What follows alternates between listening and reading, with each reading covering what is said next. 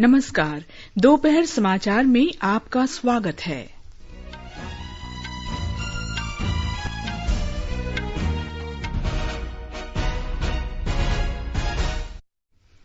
केंद्रीय गृह मंत्री अमित शाह ने सभी मुख्यमंत्रियों के साथ बातचीत में कोविड-19 के खिलाफ संघर्ष में आगामी रणनीति पर चर्चा की। कोरोना वायरस संक्रमण से स्वस्थ होने वालों की दर बढ़कर 42% से अधिक हुई। अब तक 71,000 से ज्यादा लोग ठीक हुए। नागरिक उड्डयन मंत्री हरदीप सिंह पुरी ने कहा, कुल 494 घरेलू उड़ानों से कल 38,078 यात्रियों को लाया गया। रेलवे ने अपील की है कि रोगग्रस्त व्यक्ति, गर्भवती महिलाएं, 10 वर्ष से छोटे बच्चे और 65 वर्ष से अधिक आयु के लोग रेल यात्रा से बचें। राज्यों ने मई और जून माह के लिए 2 लाख मीट्रिक टन से अधिक अनाज उठाया और राजस्थान के 20 जिले टिड्डे हमले से प्रभावित। राज्य प्रशासन इन पर नियंत्रण के उपाय कर रहा है।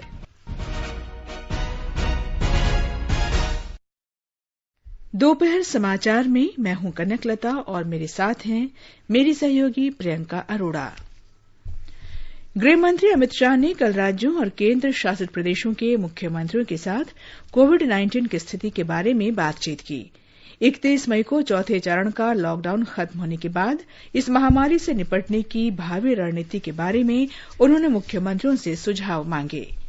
कैबिनेट सचिव राजीव गौबा ने कोविड-19 से प्रभावित 13 शहरों के निगम आयुक्तों और जिलाधिकारियों के साथ कल बैठक में स्थिति की समीक्षा की। इन 13 शहरों में कोरोना वायरस के संक्रमण की स्थिति बेहद खराब है। देश के लगभग 70% संक्रमित लोग इन शहरों में हैं। इन शहरों में मुंबई, चेन्नई, दिल्ली, अहमदाबाद, ठाणे, पुणे, हैदराबाद, कोलकाता, इंदौर, जयपुर, जोधपुर, चेंगलपट्टू और तिरुवल्लुर शामिल हैं। बैठक में कोविड-19 मामलों के प्रबंधन के लिए नगर निगम के अधिकारियों और कर्मचारियों द्वारा किए गए उपायों की समीक्षा की गई। केंद्र सरकार द्वारा पहले ही शहरी बस्तियों में कोविड-19 के मामलों के संबंध में दिशा निर्देश जारी किया जा चुका है। इसमें ज्यादा जोखिम वाले कारकों पर कार्य करना, पुष्टि दर, मृत्यु दर, मामलों के दोगुना होने की दर और जांच जैसे संकेतक शामिल हैं। केंद्र सरकार ने जोर देकर कहा है कि कंटेनमेंट क्षेत्रों को भौगोलिक दृष्टि से तय करते समय मामलों की संख्या, संपर्क और स्थिति को ध्यान में रखा जाना चाहिए। इससे लॉकडाउन को बेहतर तरीके से लागू करने में मदद मिलेगी। शहरों को सलाह दी गई है कि इन इलाकों को तकनीकी जानकारी के आधार पर जिला प्रशासन द्वारा उचित तरीके से परिभाषित किया जाना चाहिए। आनंद कुमार, आकाशवाणी समाचार, दिल्ली। केंद्र सरकार के प्रधान वैज्ञानिक सलाहकार डॉक्टर के विजय राघवन ने कहा है कि कोविड-19 महामारी से निपटने के लिए लगभग 30 समूह वैक्सीन बनाने के कार्य में लगे हैं। श्री राघवन ने बताया कि इनमें से लगभग 20 समूहों को बेहतर सफलता मिल रही है। उन्होंने कहा कि टीका विकसित करने के लिए 3 तरह से काम किया जा रहा है। इनमें स्वदेशी प्रयास, अन्य कंपनियों के साथ सहयोग और प्रमुख कंपनियों की पहल शामिल हैं। डॉक्टर विजय राघवन ने कहा कि भारतीय संस्थान इस वायरस के लिए 4 तरह की वैक्सीन विकसित कर रहे हैं। कोशिकीय और आणविक जीव विज्ञान केंद्र सीसीएमबी ने प्रयोगशालाओं में कोरोना मरीजों के नमूनों से कोरोना का स्टेबल कल्चर विकसित किया है।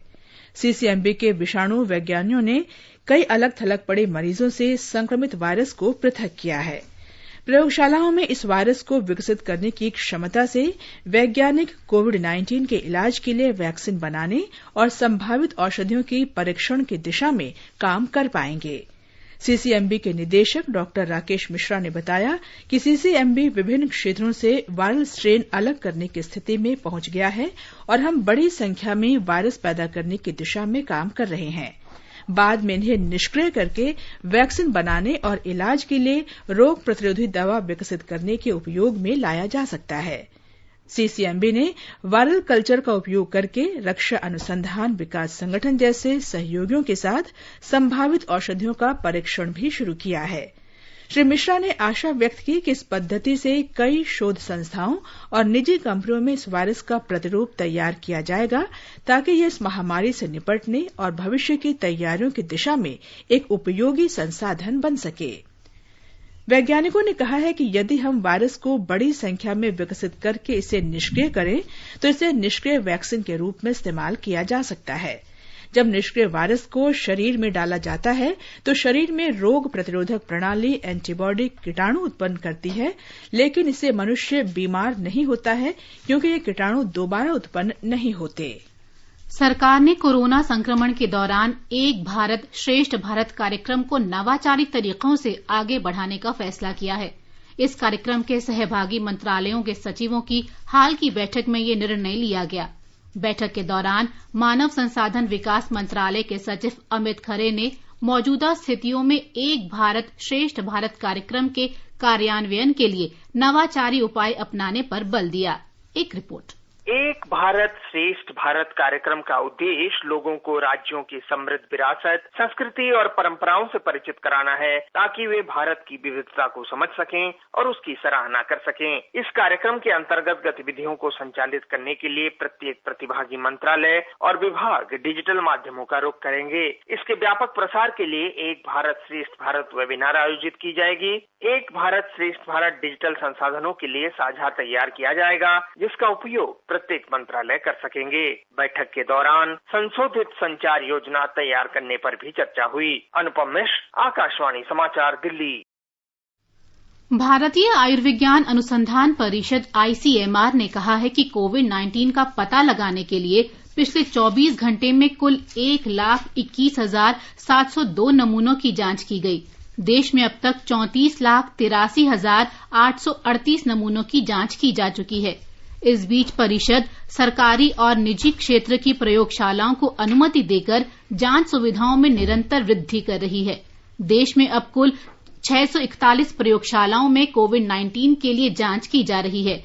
इनमें 446 सरकारी और 195 निजी क्षेत्र की प्रयोगशालाएं हैं। स्वास्थ्य और परिवार कल्याण मंत्रालय के अनुसार देश में अब तक कोरोना वायरस से संक्रमित 71,106 लोग उपचार के बाद ठीक हुए हैं। स्वस्थ होने वालों की दर बढ़कर 42.88% हो गई है। पिछले 24 घंटों के दौरान 3,414 लोग संक्रमण से मुक्त हुए, जबकि 7,466 लोगों में संक्रमण की पुष्टि हुई। देश में कुल संक्रमित लोगों की संख्या 1,65,799 हो गई है। स्वास्थ्य मंत्रालय ने बताया है कि इस महामारी से अब तक 4,706 लोग जान गंवा चुके हैं। पिछले 24 घंटे में ही 175 लोगों की मौत हुई। महाराष्ट्र में कई लोगों के वापस अपने गृह नगर लौटने के बाद कई जिलों में कोरोना वायरस के मामले लगातार बढ़ रहे हैं। आज सवेरे अहमदनगर में इस वायरस से 9 और लोगों के संक्रमित होने के बाद कुल संक्रमित लोगों की संख्या 112 पर पहुंच गई है। सिंधु दुर्ग में 6 नए मामले मिलने के साथ वहां संक्रमित व्यक्तियों की संख्या 30 हो गई है। नांदेड़ में भी 5 और मामलों की पुष्टि के साथ कुल संक्रमित लोगों की संख्या 143 हो गई है। महाराष्ट्र में कल 698 लोगों को उपचार के बाद छुट्टी दे दी गई। राज्य में 18,616 लोग अब तक स्वस्थ हो गए हैं। कोरोना के 2,598 नए मामले आए हैं। राज्य में संक्रमित व्यक्तियों की संख्या 59,546 हो गई है। 85 लोगों की मौत हुई है, जिसमें से 38 मुंबई से हैं। इस महामारी से अब तक 1,982 लोगों की मौत हुई है। 38,939 लोगों का इलाज चल रहा है। एक श्रमिक विशेष रेलगाड़ी आज शाम 4 बजे नांदेड़ से पश्चिम बंगाल रवाना होगी। इस बीच राज्य सरकार लोगों को राहत उपलब्ध कराने के प्रयास कर रही है। महाराष्ट्र के रायगढ़ जिले में जिन लोगों के पास राशन कार्ड नहीं है, उनके लिए एक मोबाइल एप्लीकेशन विकसित की गई है। हमारी संवाददाता ने बताया है कि इस मोबाइल के लाभ को देखते हुए राज्य सरकार ने अन्य जिलों में भी इसके इस्तेमाल के लिए कहा है। जिन नागरिकों के पास राशन कार्ड नहीं है, उन्हें अनाज की आपूर्ति करने के लिए महाराष्ट्र के रायगढ़ जिले में इजी फॉर्म्स नाम का एक आसान मोबाइल एप्लीकेशन विकसित किया गया है। जिले के सभी राशन दुकानदारों को यह ऐप दिया गया है। इसमें लाभार्थी का नाम, मोबाइल नंबर, आधार नंबर और अन्य जानकारी दर्ज करने पर लाभार्थियों को अनाज दिया जा रहा है। अब तक इस ऐप के जरिए 1,000 से अधिक नागरिकों को अनाज वितरित किया गया है। इस इजी फॉर्म एप्लीकेशन को राज्य सरकार ने भी मंजूर किया है। इसकी उपयोगिता को देखने के बाद राज्य सरकार ने अन्य जिलों में भी इसका उपयोग करने के निर्देश दिए हैं। फिलहाल राज्य के 18 जिलों में इस ऐप के जरिए नागरिकों को अनाज का वितरण किया जा रहा है। माधुरी पांगे, आकाशवाणी समाचार, मुंबई। असम में गुवाहाटी मेडिकल कॉलेज अस्पताल में 236 बिस्तरों वाली सुपर स्पेशलिटी कोविड-19 उपचार यूनिट ने काम करना शुरू कर दिया है। राज्य के स्वास्थ्य मंत्री हिमंत बिस्व शर्मा और स्वास्थ्य राज्य मंत्री पीयूष हजारिका ने आज इस यूनिट का लोकार्पण किया। ये यूनिट के भीतर वायु गुणवत्ता और बैक्टीरिया प्रबंधन को बेहतर बनाने में मदद करेगा। हमारे संवाददाता ने बताया है कि राज्य में अब तक 800 संक्रमित मामलों की पुष्टि हुई है। ये समाचार आकाशवाणी से प्रसारित किए जा रहे हैं। ताजा समाचार जानने के लिए आप हमारे Twitter handle @AIR News Hindi को फॉलो कर सकते हैं। ये आकाशवाणी है। नागरिक उड्डयन मंत्री हरदीप सिंह पुरी ने आज बताया कि कल 494 घरेलू उड़ानों से 38,078 यात्रियों को लाया गया। कोरोना से लॉकडाउन के कारण 25 मार्च से 24 मई तक देश में सभी निर्धारित उड़ानों पर रोक लग गई थी। घरेलू विमान सेवाएं सोमवार से शुरू हो गई, लेकिन अंतर्राष्ट्रीय उड़ानें अब भी बंद हैं। वंदे भारत मिशन के अंतर्गत 11 उड़ानें आज केरल पहुंचेंगी, जिसमें से 10 उड़ानें मध्य पूर्व देशों से हैं। हमारे संवाददाता ने बताया है कि दुबई, मस्कट और आर्मेनिया से आज कोच्चि के लिए उड़ान पहुंचने का समय निर्धारित है। 2 उड़ानें दुबई और दोहा से कुन्नूर पहुंच रही हैं। राजधानी तिरुअनंतपुरम में दुबई और अबुधाबी से यात्री आएंगे। कोझिकोड में आज 4 उड़ानें दुबई, अबुधाबी, जद्दाह और कुवैत से पहुंचेंगी। वंदे भारत मिशन के अंतर्गत विदेशों में फंसे 1,000 यात्री आज केरल पहुंचेंगे। इस बीच राज्य में कोविड-19 से संक्रमित एक व्यक्ति की मौत की पुष्टि हुई है। इसके साथ ही मरने वालों की संख्या वहां बढ़कर 8 हो गई है। वंदे भारत मिशन के तहत खाड़ी देशों से आज 13 उड़ानें भारत पहुंचेंगी। इनके जरिए खाड़ी देशों में फंसे भारतीयों को देश के विभिन्न भागों में पहुंचाया जाएगा। हमारे संवाददाता ने बताया है कि इनमें 50% से अधिक उड़ानें संयुक्त अरब अमारात से आ रही हैं। वंदे भारत मिशन के तहत विदेशों में मुश्किलों में फंसे भारतीयों को लाने का काम जारी है। वंदे भारत मिशन ऐसे भारतीयों के लिए इस महामारी के दौरान राहत का पैगाम लेकर आई है। आज इस मिशन के तहत खाड़ी देशों से 13 उड़ानें संचालित की जाएंगी, जिसमें सबसे ज्यादा उड़ान संयुक्त अरब अमीरात से जाना तय है। दुबई से 6 उड़ानें जयपुर, कोच्चि, कन्नूर, हैदराबाद, कोझिकोड और तिरुवनंतपुरम के लिए निर्धारित है। जयपुर के लिए यहां से ये पहली उड़ान है। आबू धाबी से 2 उड़ानें कोझिकोड और तिरुवनंतपुरम जाएगी। सऊदी अरब से भी 2 उड़ानें श्रीनगर और कोझिकोड के लिए रवाना होंगी। सऊदी से श्रीनगर के लिए ये पहली उड़ान है। कुवैत से कोझिकोड और अहमदाबाद के लिए भी 2 उड़ानें हैं। मस्कट से कोच्चि और दोहा से कन्नूर के लिए भी 1-1 उड़ान निर्धारित की गई है। कंचन प्रसाद, आकाशवाणी समाचार, दुबई। झारखंड के फंसे मजदूरों को लद्दाख के लेह से 2 निजी विमानों से आज लाया जा रहा है। उच्चतम न्यायालय के निर्देश के बाद ये कदम उठाया गया है। हमारे संवाददाता ने बताया है कि पूरी तरह सरकारी कर्मचारियों के प्रयास से प्रवासियों के लिए इस विशेष उड़ान का संचालन किया जा रहा है। बटालिक करगिल की सीमाओं पर विषम परिस्थितियों में रह रहे 60 प्रवासी मजदूरों को आज उनके घरों के लिए निजी विमानों के जरिए लेह लद्दाख से झारखंड के लिए वापस लाने का एक सफल प्रयास राज्य सरकार ने किया है। सीमा सड़क संगठन और केंद्र शासित प्रदेश के अधिकारियों के साथ समन्वय कर राज्य सरकार ने यह कदम उठाया, जिससे इन मजदूरों को उनके घरों में वापस जाने में मदद मिल सके। केंद्र सरकार द्वारा उड़ान सेवाओं को शुरू करने के लिए अनुमति देने के बाद राज्य सरकार ने सभी साधनों के माध्यम से प्रवासी मजदूरों को वापस लाने के प्रयास शुरू कर दिए हैं। राज्य सरकार के पास अंडमान और निकोबार द्वीप समूह में फंसे 448 मजदूरों और पूर्वोत्तर राज्यों में 893 मजदूरों के फंसे होने के आंकड़े हैं, जिनमें त्रिपुरा, अरुणाचल प्रदेश, मणिपुर, मेघालय, नागालैंड और सिक्किम राज्य शामिल हैं। प्रवासियों को इन सभी राज्यों से सुरक्षित वापस लाने के लिए संबंधित राज्यों के साथ समन्वय स्थापित करने के लिए राज्य सरकार द्वारा प्रयास किए जा रहे हैं। मुख्यमंत्री हेमंत सोरेन ने भी ट्वीट कर झारखंड में मजदूरों को हवाई यात्रा से वापस लाने के लिए सरकार द्वारा दिए गए समर्थन के लिए धन्यवाद दिया है। आकाशवाणी समाचार के लिए मैं रांची से शिल्पी। जम्मू कश्मीर में फंसे अन्य राज्यों के मजदूरों को उनके गृह राज्य तक पहुंचाने के लिए 3 श्रमिक विशेष रेलगाड़ियां कल शाम लगभग 4,000 लोगों को लेकर कटरा से उत्तर प्रदेश के लिए रवाना हुई। अब तक 30,566 प्रवासी मजदूरों को कटरा से विशेष रेलगाड़ियों से उनके गृह राज्यों में भेजा गया है। कर्नाटक सरकार ने नागरिक उड्डयन मंत्रालय से महाराष्ट्र, गुजरात, तमिलनाडु, मध्य प्रदेश और राजस्थान से कर्नाटक के लिए उड़ानें कम करने का अनुरोध किया है। इन राज्यों में कोविड-19 से संक्रमित लोगों की संख्या अधिक होने की वजह से उड़ानों को कम करने का अनुरोध किया गया है। राज्य के कानून मंत्री जेसी मधुस्वामी ने कहा कि यह अनुरोध एक पवित्र भावना से किया गया है, क्योंकि कम समय में क्वारंटीन के लिए अच्छी व्यवस्था नहीं है। उन्होंने कहा कि इसी तरह का प्रतिबंध उन लोगों पर भी लगाया गया है जो सड़क मार्ग से इन राज्यों से आ रहे हैं। इस बीच राज्य चुनाव आयोग ने वैश्विक महामारी से उत्पन्न स्थिति के मद्देनजर 5,800 ग्राम पंचायतों का चुनाव स्थगित कर दिया है। इन ग्राम पंचायतों का कार्यकाल जून और अगस्त महीने में समाप्त हो जाएगा। आगे बढ़ने से पहले मुख्य समाचारों पर एक नजर। केंद्रीय गृह मंत्री अमित शाह ने सभी मुख्यमंत्रियों के साथ बातचीत में कोविड-19 के खिलाफ संघर्ष में आगामी रणनीति पर चर्चा की। कोरोना वायरस संक्रमण से स्वस्थ होने वालों की दर बढ़कर 42% से अधिक हुई। अब तक 71,000 से ज्यादा लोग ठीक हुए। नागरिक उड्डयन मंत्री हरदीप सिंह पुरी ने कहा, कुल 494 घरेलू उड़ानों से कल 38,078 यात्रियों को लाया गया।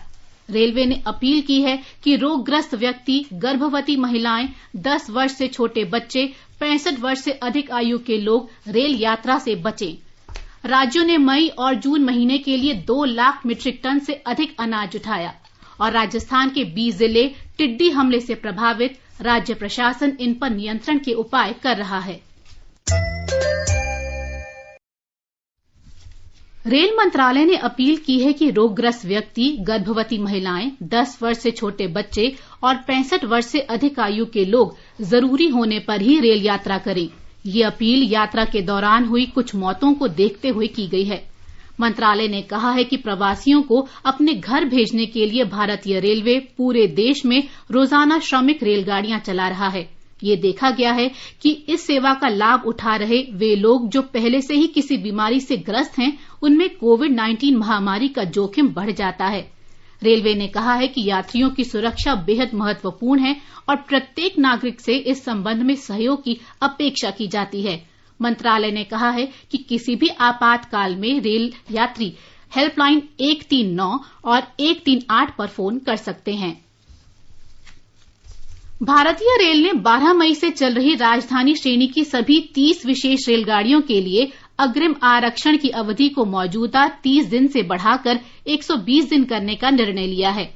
ये फैसला उन सभी 200 स्पेशल मेल एक्सप्रेस रेलगाड़ियों पर भी लागू होगा जिनका परिचालन अगले महीने की पहली तारीख से शुरू होना है। रेल मंत्रालय ने कहा है कि ये बदलाव 31 मई को सुबह 8 बजे से लागू होंगे। इसके अनुसार इन सभी 230 रेलगाड़ियों में पार्सल और सामान की बुकिंग की भी अनुमति दी जाएगी। आकाशवाणी का समाचार सेवा प्रभाग फोन इन कार्यक्रम संवाद में आज रेलवे पर विशेष कार्यक्रम प्रसारित करेगा। श्रोता स्टूडियो में फोन कर विशेषज्ञ से यात्री रेलगाड़ियों के बारे में सवाल पूछ सकते हैं। कार्यक्रम FM गोल्ड और अतिरिक्त मीटरों पर शाम 7:10 से प्रसारित होगा। हमारा टोल फ्री नंबर है 1800-115767। स्टूडियो में 011-2331-4444 पर भी फोन कर सवाल पूछे जा सकते हैं। केंद्र ने मई और जून महीने के लिए 37 राज्यों और केंद्र शासित प्रदेशों के लिए 8 लाख मीट्रिक टन अनाज का आवंटन किया है। भारतीय खाद्य निगम FCI के अनुसार इस आवंटन में से राज्यों ने अब तक 2 लाख मीट्रिक टन अनाज ले लिया है। उपभोक्ता कार्य, खाद्य और सार्वजनिक वितरण मंत्री रामविलास पासवान ने FCI से कहा है कि वो राज्यों से अनाज लेने का कार्य शीघ्र पूरा करे। उन्होंने कल FCI के मंडल कार्यकारी निदेशकों और क्षेत्रीय महाप्रबंधकों के साथ अनाज के वितरण और खरीद के बारे में वीडियो कॉन्फ्रेंस से हुई बैठक की अध्यक्षता की। उन्होंने कहा कि प्रधानमंत्री गरीब कल्याण योजना के अंतर्गत केंद्र ने अप्रैल, मई और जून के महीनों के लिए राज्यों को 120 लाख मीट्रिक टन अनाज का आवंटन किया है। श्री पासवान ने फंसे मजदूरों के लिए आत्मनिर्भर भारत पैकेज के अंतर्गत अनाज के आवंटन की समीक्षा करते हुए कहा कि FCI को राज्य सरकारों के साथ समन्वय करके उन्हें अनाज की नवीनतम स्थिति के बारे में अवगत कराना चाहिए। उत्तर प्रदेश के मुख्यमंत्री योगी आदित्यनाथ ने कहा है कि देश के अन्य हिस्सों से आए प्रवासी मजदूर राज्य की ताकत हैं और हम उसका उपयोग नए उत्तर प्रदेश के निर्माण में करेंगे। वे आज 11.5 लाख मजदूरों के रोजगार के लिए औद्योगिक संगठनों के साथ समझौता ज्ञापन पर हस्ताक्षर के अवसर पर बोल रहे थे। ब्यौरा हमारे संवाददाता से। मुख्यमंत्री योगी आदित्यनाथ ने कहा कि मजदूरों के वापस लौटने की कोई समय सीमा नहीं है और कोई भी अगर वापस आना चाहता है तो हम उसके सुरक्षित, सम्मानजनक और बिना किसी शुल्क की वापसी की व्यवस्था करेंगे। राज्य सरकार ने पहले ही सभी राज्यों को चिट्ठी लिखकर वापसी के इच्छुक मजदूरों की सूची मांगी है। मुख्यमंत्री ने कहा कि स्किल मैपिंग की मदद से हर मजदूर को रोजगार मुहैया कराने की कोशिश करते हुए हर हाथ को काम और हर घर में रोजगार के उद्देश्य से काम किया जा रहा है। प्रदेश के सूक्ष्म, लघु एवं मध्यम उद्योग विभाग और विभिन्न औद्योगिक तथा व्यापारिक संगठनों के बीच आज 11.5 लाख कामगार मुहैया कराए जाने को लेकर सहमति पत्र पर हस्ताक्षर किए गए। इस समझौते के तहत इंडियन इंडस्ट्रीज एसोसिएशन ने 5 लाख, राष्ट्रीय रियल एस्टेट विकास परिषद ने 2.5 लाख और भारतीय उद्योग परिसंघ CII और लघु उद्योग भारती ने 2-2 लाख मजदूरों की मांग की है। प्रवासी मजदूरों के लिए रोजगार सृजन के मकसद से एक विशेष सॉफ्टवेयर भी तैयार किया जा रहा है, जिसमें हर मजदूर की कुशलता और औद्योगिक इकाइयों की जरूरतों का जिक्र होगा। सुशील चंद्र तिवारी, आकाशवाणी समाचार, लखनऊ। गुजरात में ड्राई जिंजर थेरेपी का इस्तेमाल कोरोना वायरस संक्रमण से बचने के लिए किया जा रहा है। जाने माने आयुर्वेदाचार्य और लोक आयुर्वेद के प्रचारक डॉक्टर हितेश जानी इस वायरस के प्रसार को रोकने के लिए आसान घरेलू उपचार के रूप में इसके इस्तेमाल के लिए प्रचार प्रसार कर रहे हैं। आकाशवाणी से बातचीत में डॉक्टर जानी ने कहा कि यह थेरेपी कंटेनमेंट जोन में उतनी ही लाभदायक है जितनी नॉन कंटेनमेंट जोन में। ब्यौरा हमारे संवाददाता से। लोक आयुर्वेद टीमों ने कच्छ के माधरपार गांव और फिर राजकोट के जंगलेश्वर हॉटस्पॉट क्षेत्र की 10 चुनिंदा गलियों में इस थेरेपी का प्राथमिक क्षेत्र परीक्षण किया था। इन क्षेत्रों में सफल निवारक परिणाम मिलने के बाद राज्य के अहमदाबाद, राजकोट, वडोदरा सहित सभी प्रमुख हवाई अड्डों पर तैनात CISF कर्मियों में वितरित किया गया। इसके अलावा गुजरात के कांडला शिपिंग पोर्ट और जामनगर की रिलायंस रिफाइनरी में भी इसका वितरण किया गया। आकाशवाणी के साथ बात करते हुए श्री जानी ने कहा कि हमें बस दिन में एक बार दोनों नथुने के माध्यम से 1 चुटनी सौंठ सूंघनी होगी और भोजन के बाद दिन में 2 बार 1 ग्राम चुटकी खाकर निगलनी होगी। उन्होंने कहा कि इससे बलगम साफ होता है, जो नाक और ओरल कैविटी से वायरस को श्वसन प्रणाली के अंदर ले जाने के लिए मुख्य वाहक है। श्री जानी का मानना है कि यह थेरेपी हमें पूरी आंतरिक सफाई के साथ साथ प्रतिरक्षा भी देती है। सौंठ पाउडर सबसे सुलभ निवारक उपचारों में से एक है, जिसका पालन करना भी आसान है। अपर्णा खुन, आकाशवाणी समाचार, अहमदाबाद। हरियाणा सरकार द्वारा राष्ट्रीय राजधानी की ओर जाने वाले मार्गों को बंद करने के निर्णय के बाद आज सवेरे दिल्ली गुरुग्राम को जोड़ने वाली सड़क पर बहुत लंबा जाम लग गया। राज्य के शीर्ष अधिकारी ने बताया कि कोरोना वायरस के बढ़ते मामलों को देखते हुए दिल्ली गुरुग्राम सीमा को यातायात के लिए बंद कर दिया गया है। हरियाणा के गृहमंत्री अनिल विज ने कल दिल्ली से आने जाने वाले वाहनों पर रोक लगा दी। उन्होंने कहा कि राष्ट्रीय राजधानी से आने जाने वाले लोगों के कारण ही राज्य में कोविड-19 के मामले बढ़े हैं। आकाशवाणी का समाचार सेवा प्रभाग विशेषज्ञ राय श्रृंखला में कोविड-19 महामारी के बारे में चिकित्सा विशेषज्ञों की राय से अवगत कराता है।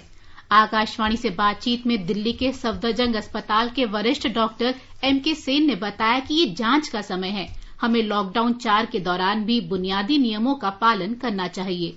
ये घड़ी एक परीक्षा की घड़ी है। ये वक्त हमें और भी अधिक मात्रा में संयम और सुरक्षा और अनुशासन, ये चीजों का ध्यान में रखना है। जो लॉकडाउन के मूल मंत्र हैं, जैसे कि सोशल डिस्टेंसिंग हुआ या स्वच्छता, cleanliness, use of mask, hand washing, इसको हमें निरंतर इसका पालन हमें करते रहना होगा।